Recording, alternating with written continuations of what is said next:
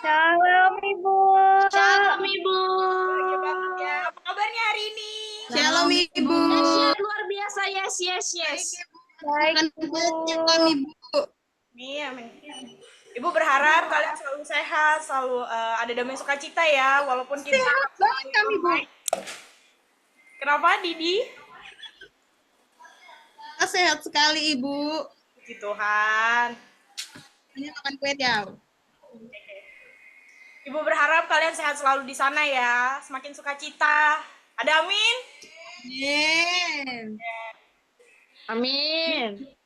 Oke, sebelum itu kita akan memasuki mata pelajaran, tapi sebelum itu kita berdoa dulu. Ibu minta tolong kepada Dian untuk pimpin dalam doa.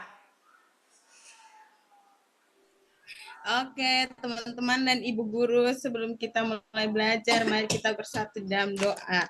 Terima kasih Tuhan Yesus untuk hari ini kami mau belajar Tuhan. Tolong kami, berikan kami hikmat, pengertian. Berkati juga Ibu guru kami, Ibu Pasya, Tuhan berkati. Biarlah saat menyampaikan materi kami semua dapat mengerti Tuhan. Dalam nama Yesus kami serahkan jam belajar kami dari awal sampai akhir. Haleluya. Amin. Oke, terima kasih Dian. Oke, kita akan memasuki materi.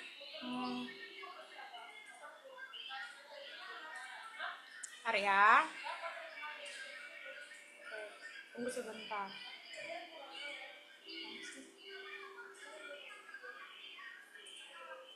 Gimana sih?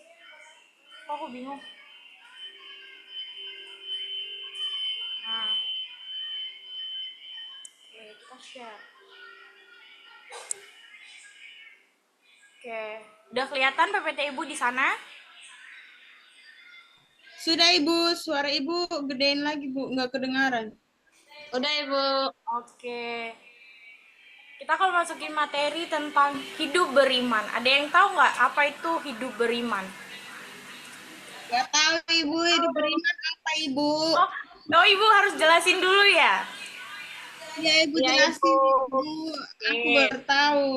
Oke, hidup beriman. Iman.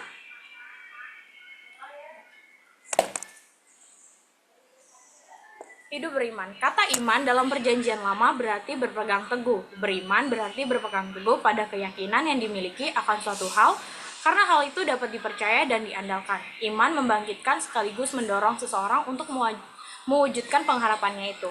Nah, jadi anak-anak, iman itu adalah sesuatu yang berarti kita tuh harus berpegang teguh terhadap kepercayaan, terhadap keyakinan kepada Tuhan. Nah, terdapat juga di dalam kitab Ibrani pasal 11 ayat 1.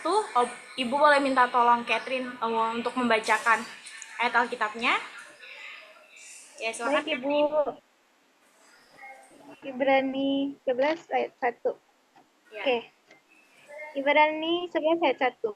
Iman adalah dasar dari segala sesuatu yang kita harapkan dan bukti dari segala sesuatu yang tidak kita lihat. Nah, oke. Di dalam kitab Ibrani pasal 11 ayat 1 ini yang berarti iman percaya itu akan terlihat dalam perbuatan. Iman percaya itu dapat melihat dan meyakini sesuatu hal yang belum kita lihat. Misalnya nih, kepercayaan tentang Yesus yang tidak pernah kita lihat kan secara fisik, namun kita percaya padanya berdasarkan kesaksian Alkitab. Nah, iman ini tuh merupakan anugerah percayanya berdasarkan kesaksian Alkitab. Allah yang dicurahkan bagi orang yang percaya dan berharap kepadanya serta melakukan kehendaknya. Jadi iman itu walaupun kita tidak melihatnya, tapi kita percaya bahwa Tuhan itu membuktikannya melalui lewat Alkitab. Oke, kita masuk lagi ke dalam pengertiannya. Iman adalah alat komunikasi atau sarana penghubung antara manusia dan Tuhan. Iman juga itu merupakan bukti kepatuhan kita kepada Allah. Jadi anak-anak, iman ini adalah alat komunikasi kita atau alat penghubung kita untuk kita tuh berkomunikasi kepada Tuhan. Nah, iman juga tuh merupakan suatu bukti kepatuhan kita kepada Allah.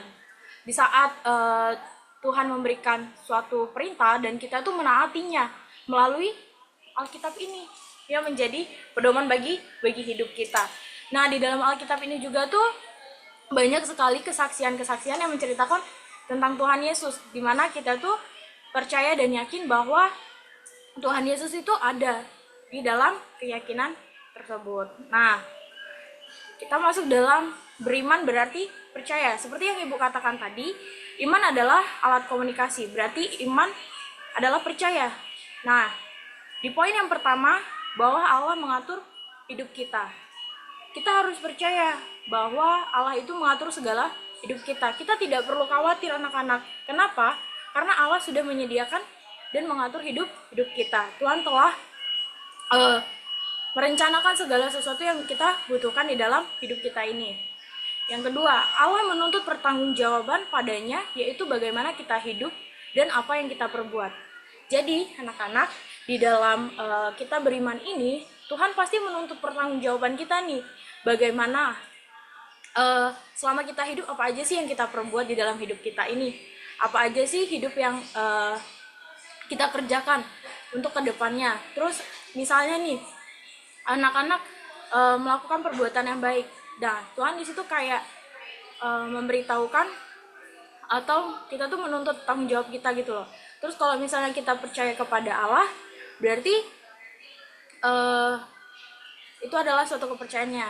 Nah, yang ketiga, Allah memberi upah kepada orang-orang yang sungguh-sungguh mencarinya, yaitu keselamatan dan hidup baru. Jadi, jika kita beriman, di situ Allah akan memberikan upah bagi orang-orang yang percaya kepadanya dalam bentuk keselamatan dan hidup yang baru. Jika kita memiliki hidup yang beriman kepada Tuhan, Tuhan akan memberikan kita keselamatan yang baru. Nah, salah satu contohnya di saat Tuhan mati di kayu salib, dan kita harus mengimani dan percaya bahwa Tuhan sudah memberikan keselamatan dan hidup yang baru bagi kita jika kita memiliki iman tersebut. Mengerti anak-anak?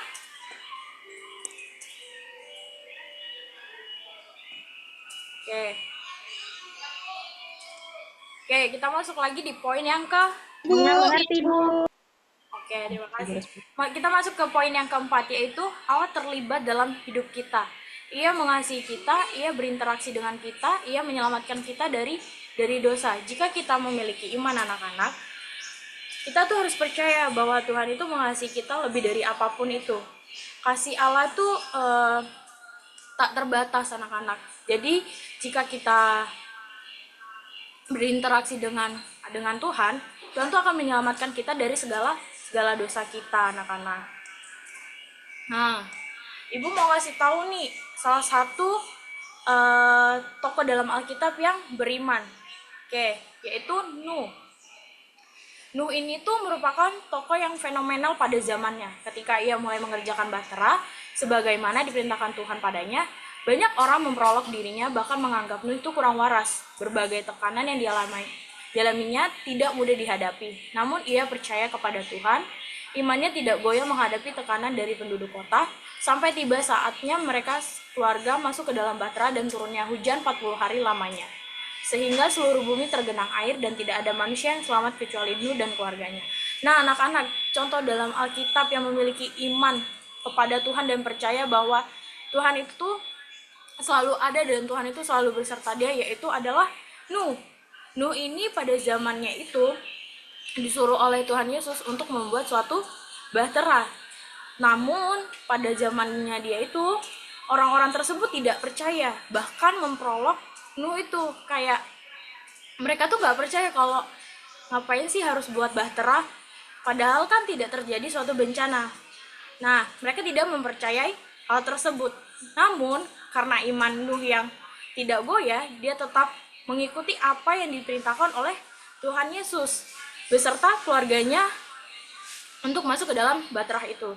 Sehingga sampai pada suatu hari turun hujan selama 40 hari lamanya, Tuhan pun melindungi keluarganya tersebut. Nah, karena imannya itu, Tuhan menjaga dan melindungi dirinya. Kalian harus mencontoh seperti Nuh ya anak-anak. Kalian tidak boleh takut. Kalian tuh harus memiliki iman yang kuat. Oke? Nah, kita masuk dalam ayat Alkitabnya. Nah, di Ibrani pasal 11 ayat yang ke-7, karena iman Nuh, maka dengan petunjuk Allah tentang sesuatu yang belum kelihatan dengan taat mempersiapkan bahtera untuk menyelamatkan keluarganya. Dan karena iman itu, ia menghukum dunia dan ia ditentukan untuk menerima kebenaran sesuai dengan imannya. Karena iman Nuh juga, maka dia diselamatkan oleh Tuhan Yesus dari hujan lebat tersebut ya anak-anak. Maka dari itu kita harus memiliki iman sama yang seperti Nuh. Kita harus percaya aja, kita ikutin. Misalnya nih anak-anak, kalian mendengarkan suatu suara Tuhan. Terus kalian ya udah, kalian kayak kerjakan aja apa yang disuruh oleh Tuhan Yesus, apa yang diperintahkan, dan kalian menaatinya dalam firman Tuhan. Oke, baik anak-anak, kita masuk dalam kesimpulan. Boleh Chandra Esther untuk membacakan kesimpulan tersebut.